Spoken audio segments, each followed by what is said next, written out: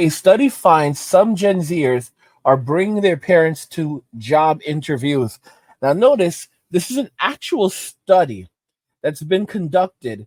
So they've taken polls, they've polled numerous employers, and they've found that a lot of Gen Zers are now bringing their parents to job interviews. I heard about this trend a while ago, and it's unbelievable because it's growing rapidly now. And if this doesn't tell you who Gen Zers are as people, I don't know how much you really need to know. By the way, guys, if you guys enjoy these videos, make sure to hit the like button. And if you're new to the channel, make sure you subscribe down below. And of course, members for the channel do get new videos early. If you'd like to learn more about that, click the join button down below this video. So Gen Z is not doing well. They are not doing well at all.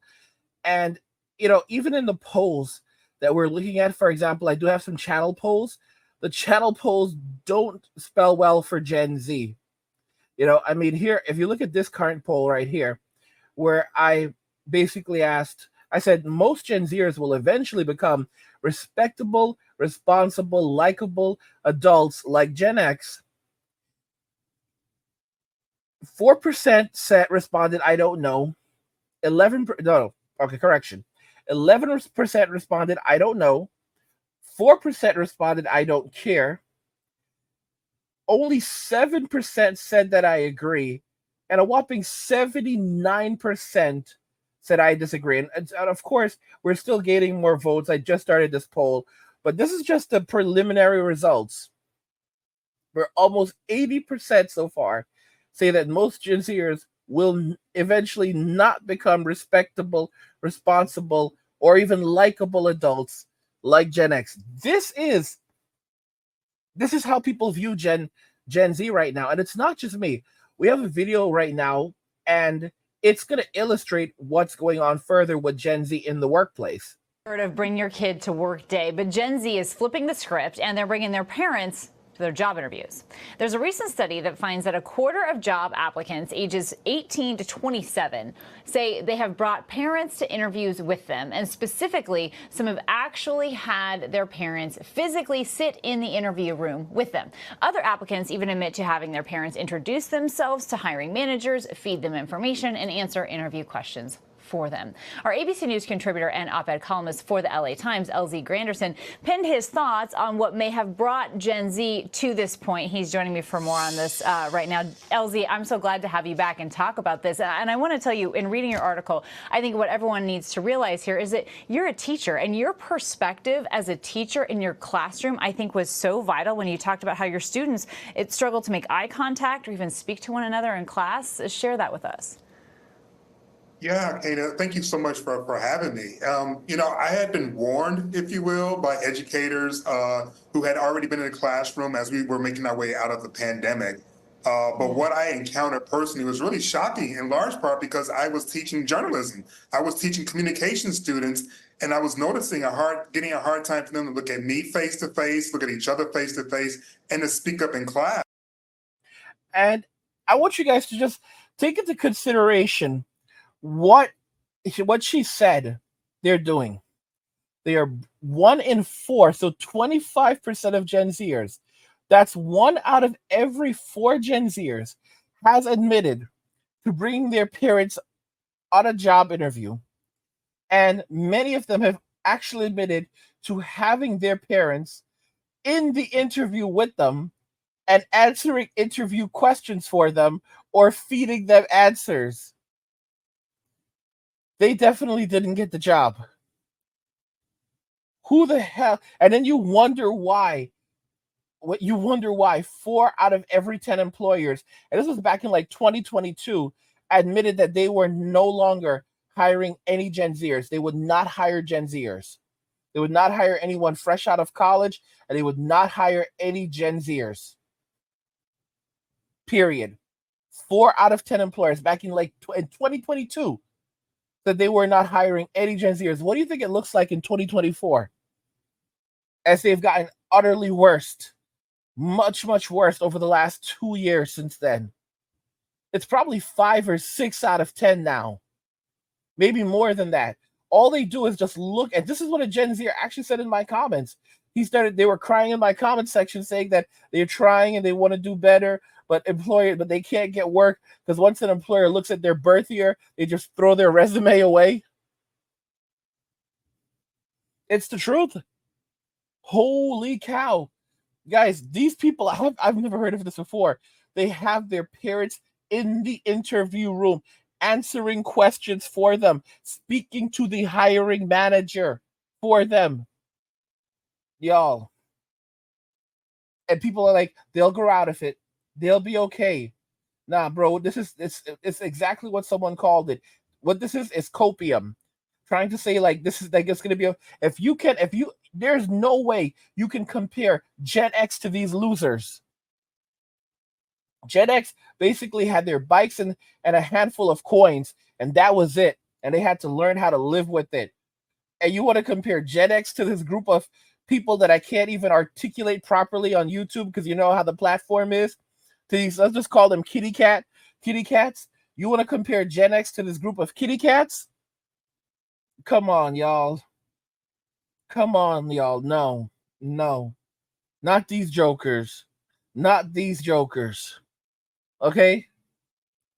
These people are something else. First, it was frustrating because I was looking at through the prism of my world experiences and also understanding what they need to do in order to be successful in communications. But as I started understanding and listening to, their worldview, understood that their communication style was shaped by different circumstances. And in that circumstance, I mean, are you really pointing at the pandemic here? Yeah, absolutely. I know for adults, it's a couple of years, but for growing up, for young people, those formative years are tremendous. I mean, think about the differences between 14 and 16 or 16 and 18. I mean, that's significant, not just in terms of academic studies, but just in terms of social skills, brain development, and interacting with adults other than your parents and loved ones. That's the key part. The older you get, and during those formative years, Kana, you're talking more with coaches, you're spending more time with employees, you've already been through an interview already. All those things they didn't have an opportunity to have. And so I'm just advocating for a little bit more compassion as we integrate them into the workforce as opposed to ridicule. Yeah, and let's talk about the parents and all of this too, LZ. I mean, when you're looking at this, do they kind of collide here? Is this some helicopter parenting that's happening? Or is it older kids that are reacting? Or is it just the point of, as you mentioned, looking at this through a more compassionate lens? She damn well knows that this is a load of BS. She's like, yeah. Dude, bro, you know this is BS. Listen to me. Don't listen to the dread, all right? Do not listen to the dread. These people are a bunch of terrible muffins. They're a bunch of bad muffins, okay? They are bad muffins. These people are irresponsible. They are lazy. They're not trustworthy. They don't want to work. They just want to chill. Even when they get paid well, they're just quietly vacationing and using that money to go to buy their drugs. Get the hell out of here. They're a bunch of bad people. I've said it plenty of times that if you send Gen Z to prison or jail, they're just going to eat, sleep, drink, fart, get tatted up, do drugs, play games, and then do it again the next day. All right? These people are bad muffins. They are not good. They're not good people. And we need to really collectively come together and understand this. There was a comment on one of my videos. I really like this comment. And someone basically said it like, when it comes to like jails, they're going to be, old schools are going to be converted into jails for Gen Zers, like to hold these people. Like that's how bad it's going to get. It's like no one cares. No one cares in this world about you or your problems. It's basically you do what you have to do and that's it. And the world is not going to be easy on you. The world is not going to make exceptions for you. And Gen Zers are out here trying this type of bull crap, trying this kind of BS. Like who the hell do they think they are with this stuff? Who the heck do Gen Zers think that they are, acting this way and believing that they're going to continue to be pushed along? Because they went to school. Many of them couldn't even get through school, and it's like they were basically just like social promotion. They were pushed through the education system. They didn't earn those degrees. They absolutely didn't earn those degrees. I made another poll here. I'll show you this poll. And basically, here's what I said. Some days I don't want to work, but I do it anyway because I don't want to be shamed for acting like Gen Z. And 65% said they could relate. There was 21% who said they don't care. Only only 12% said I can't relate, and 2% said I don't know, and then 21% said they don't care. So as you can see, the vast majority couldn't relate to this. And there was a comment that was really, really good. There was a comment. This comment was really, really good. And let's go ahead and we're going to zoom in on the comment a bit more because I want you guys to really see it, see what we're talking about. So on that poll, it was from Ken H. Senior or SR, and he says, "No one cares. Work harder." And my response was, Gen X, the realist of reality. And that's Gen X for you. No one cares. Work harder. This is the lesson that we got growing up as Gen X, and as you can see, more and more people are just moving away from like the millennials, the older millennials. The Zennials have now created. Well, now have the Zennials, 1977 through 1983. I am a Zennial, so I am a part of Gen X, and that's basically what's happening here now. Everybody's pushing away. You're getting to see some people from the 90s try to borrow their way. I'm seeing 30-year-olds trying to say that they're part of Gen X. Bro, I'm telling you, I am telling you right now, no one wants to be anyone with any decency is getting as far away from Gen Z and even leaving a lot of the millennials as they can. Because like you're looking like the younger millennials, someone basically said anyone under 30 is useless at this point. It's like it's sad, but it's very, very true. It's so funny, Kana. I write about parenting a lot because, as you know, my son works, at ABC as well. Mm-hmm. And one of the first pieces that I wrote was that I was raising my son to be a nerd, and the reason why was because nerds got paid, nerds raise money, and if you get money, and if you ask him, I had him in every academic program I possibly could, and I was called a tiger dad at one point. But I'm very happy to have been a tiger dad and been active in my son's life. And so I applaud any parent who's being active in their child's life, even as they enter into adulthood. Because you know what? When you look at the Gallup polls in terms of what employees are looking for in terms of employers, Gen Z and millennials, they have different values than baby boomers and Gen Xers. Mm-hmm. And when you look at the numbers, millennials are becoming bosses and they're understanding those differences in values and they're making accommodations for them. So, every generation has a different culture in terms of what's norm, and that includes what's norm in the labor force, and we're witnessing that now. Yeah, actually, that was my next question, because as you write, a cultural shift in labor that is redefining what it means to work. I mean, so does that mean that the people that are doing the hiring sort of need to rethink their process as well? Well, I mean, listen, you can continue and say that they need to grow up. You can continue and say this is unacceptable or come into the workforce, or you can recognize that, life changed after COVID. And the office buildings may be gorgeous, but we may not need them in the same capacity that we used to. Like I said, do not listen to this dread.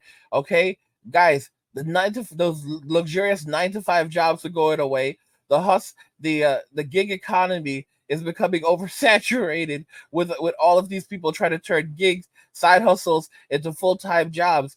And guys, we haven't when the crash really hits, you're gonna have all of these people out here trying to live off side hustles and the 9 to 5 jobs. You're gonna have millions of people lined up trying to get one of these jobs, like it's the Great Depression, because it will be a new depression. It'll be even worse than back in 2008 when everything went to hell. And it's like, y'all, I've said it plenty of times that we're heading into the creator economy where you're going to have to learn how to create value on your own. It's not good enough to just have the skill set. It's not good enough to have an engineering degree. You better be able to do something else. If you watch YouTube, you'll see there's a lot of doctors on YouTube and they know how to hustle. Like Dr. Mike knows how to move his butt. He knows how to sing and shake and dance and put on a show. All right? That's really how it's going to be. It's not a game. I'm not playing around. You got this chick named Izzy. Izzy is a she's a medical doctor in the United Kingdom. She teaches people Chinese. All right? And she's like publishing books on learning Chinese and getting her and talking to getting her hustle on. Guys, I'm telling you, this it's not it's It's crazy out here. It's not good enough. It's not good enough just to have a medical degree anymore. You better be able to create additional value. It's not good enough to just be a meteorologist anymore. You better know how to sing or dance or rap or all three of them, be the triple threat. You think I'm joking? There are singing weathermen on YouTube. There are rapping weathermen on YouTube. This is not a game. This is not a game. And these people know how to rap. They can rap and they can dance, okay? There's this dude named Nick. This dude is in the streets. This dude is in the streets more often than he's in the studio. I'm just being absolutely real, okay? And he used to rap before. This is a white dude. This is a white dude. Look him up. Nick, all right, dancing weatherman. He's always in Times Square out there with the ninjas. All right? Like getting sturdy. I am just being so real with y'all. It is not a game. It's not good enough to be an accountant. You better be an accountant that can create real value and reach a larger audience. Like, I have my YouTube course coming out for you that's going to teach you guys how to build a thriving business on YouTube. I've been on here almost 10 years. I'm going to hit that anniversary soon. And, celebrations will be in order.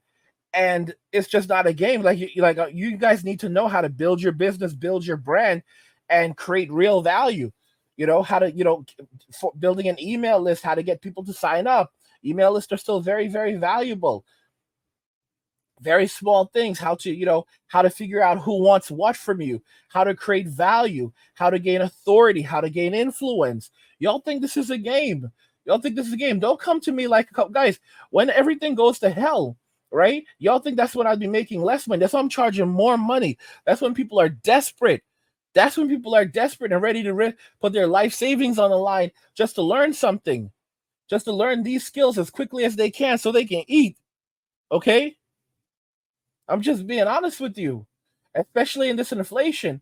When my courses come out and you can pick one up for $1,500, understand that's $1,500 in 2024. Okay? That won't be $1,500 in 2026 with this inflation. Okay, 2026, it might be around $4,500. Y'all think it's a game. It's not a game. That's not a game. Okay? Because we're in some harsh guys. There's this chick named Vanessa Law. Vanessa Law, during the events of 2020, became a millionaire. When the entire world, things were in the worst of time, guys, in the worst of times, a lot of people got rich. How many people got rich during 2020? It was the greatest transfer of wealth in the history of mankind. During the Great Depression, people think that everyone was broke. Not everyone was broke. There were a lot of people making a lot of money. Do you know what industry was booming during the Great Depression? The film industry. Because basically, for a relatively small amount of money, you can go to a film and it would take to a movie and it would take your mind away from your reality and bring you somewhere else during that time. It was an escape. A lot of people got very, very wealthy during the Great Depression. People think prices went down. Prices did not go down. Prices went up. There was a lot of scarcity. Think about it carefully. There was extreme scarcity back then. There were stories about women singing in clubs for a bag of potatoes. And boy, oh boy, they were grateful for that bag of potatoes. This is not a game, y'all. The best investment you can make is in yourself. All right? You think I'm guys, I'm going to tell y'all something. When I got sick years ago, 5 years ago, I got sick. I got very, very sick. And as a result, and my condition, we couldn't figure out everything for years. It was bad. It was very, very bad. And I was sick for many years. I thought I was not going to make it. And I had to leave everything behind. I had to leave. I had to give up everything I owned. I lost everything. I lost my business. I lost every possession. I had to give up everything again. Everything again. And I had to move. I had to leave everything I owned behind because I was living overseas. And I couldn't bring any of it with me. All right? I mean, I lost tens of thousands of dollars in a flash. And over the course of that period, easily $100,000. I had to leave everything behind. Do you know the only thing that I could bring with me, my skills. And it's because of my skills why I was able to rebuild again within a short period of time. Within a short period of time, I was able to rebuild because of my skills. I had to leave money behind. It's crazy. It's crazy. But these are the things that happen in life. Sometimes they're going, guys, many of you think that you, like a lot of you would try to hold on to things. Like, for example, you own property somewhere, or you have money somewhere, and you're like, no, I'm not leaving my stuff. I'm going to stay. I'm going to defend it. I'm going to fight for it. And you lose, and then you lose your life. And you're like, I don't care. I don't care. And it's like, bro, you don't exist anymore. And you're like, I don't care. I don't care. It's better to pass away on your feet than it is to on your knees. It's like, bro, sometimes you have to get on your knees before you can get back on your feet. Sometimes you have to take one step backwards so that you can take two steps forward. One of the most painful things in life is that sometimes you have to take a couple steps backwards just so that you can gradually start walking forwards again. It's insane. But the thing is that when you have skills, when you have actual skills that you can use that belong to you,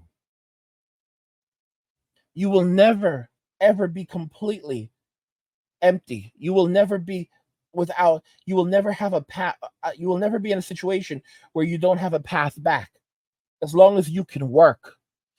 And it's the truth. A lot of people, for example, in sales, that have those skill sets, that know how to sell themselves, okay, they will always be able to eat. You know, when I was 10 years ago, you know, over a decade ago, I was homeless. I was working on a degree, and I ended up homeless for 8 months while working on a master's. And I met some people out there who used to hustle, and they knew how to make money like as homeless people, and they knew how to design the signs, and they knew how to use psychology. And they had been homeless for years. And what I learned was a lot of these people are professionally homeless. They always have money in their pockets. They always have money in their pockets, and they know exactly what they're doing. For them, it was a choice. The truth is that the best investment you can ever make is investing in yourself. Okay? I'm just being honest with you. A lot of these people, even people who work in medicine, let's say some MD loses his job and he can't work as a medical doctor anymore. Bro, these people are homeless. Many of you are like, no, you're foolish, angry. There are other jobs that they can do. He can obviously go and get another job. If he loses his medical degree, or she loses her medical degree, and they cannot practice medicine anymore, what job are they going to do? Especially if they lost their medical degree, they lost their medical license. That's going to create a lot of companies are not going to want to touch them. Okay, and many of them can't do anything without that license. A lot of them end up having to go do things like teach yoga. They're disgraced. Okay, you can't practice law anymore. What are you going to go do? You can't do anything. You cannot go and do anything. You cannot even go online and try to answer legal questions or give legal. You can't. You don't have your law. You don't have your bro. You don't even have the status of a paralegal anymore. You don't have the status of a paralegal anymore. I'm just being very, very honest. The people who survive are the people who build skills. Skills are something that no one can ever take away from you. And it's because of my skills why I was able to rebuild as soon as my condition began to improve. I was able to rebuild just like that within a short period of time, just like that, within months. Within months. This is not a it's the truth. And that's what you get from having skill sets. That's what you get from knowing how to build a business, how to build a brand, how to market yourself, how to create value for others. Gen Z is not gonna make it. I told y'all, a lot of them are not gonna see 30. A lot of them they're passing away faster than any other generation in history in the last 100 years and possibly the last 200 years. I say 200 because we don't have the data going back before 1928. Okay, so these people are passing away faster than people born roughly 100 years ago, maybe more. Gen Z is not going to make it. Gen Z is not going to make it. By the way, guys, if you're enjoying the content on this channel and you want even more of this content, you can head over to the Men Walking Away channel where I release daily videos. There's a link to the Men Walking Away channel description of the video. You can go check it out, subscribe to the channel, enjoy the content. What do you guys think regarding this? Study finds some Gen Zers are bringing their parents to job interviews. Let me know your thoughts on this, and we'll talk about it in the comments. Like the video if you like it. Don't forget to subscribe. And if you like the video, share the video. And just remember that all roads lead to MWA, Men Walking Away, and cheers.